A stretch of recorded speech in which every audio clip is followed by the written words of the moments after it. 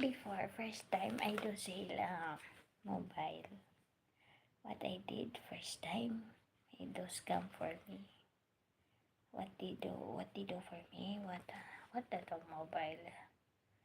C40, just like that. The color of his boxes yellow. And then this detail, buy one take one. Then when I watch a mobile, very thin. That seems in the original. First time that one I encounter. That's why in business, sometimes good, sometimes no good. If you feel good, happy. If you're what they call that one, the one, what the heck? I forgot what the name that one. The problem is they give me fake mobile, and then I do sale also of my client.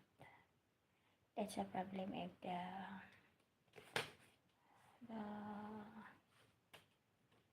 what do you call it?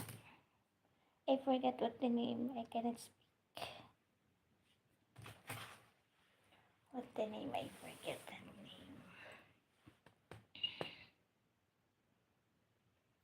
But the owner,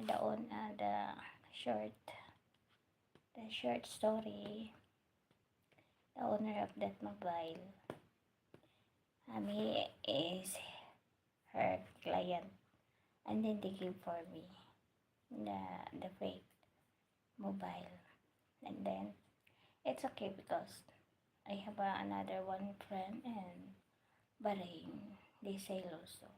So what I do, the mobile of my friend, the one they sell, I buy that one and I make to exchange, and the other one, the one fake, I give that one the kids in the house. That's my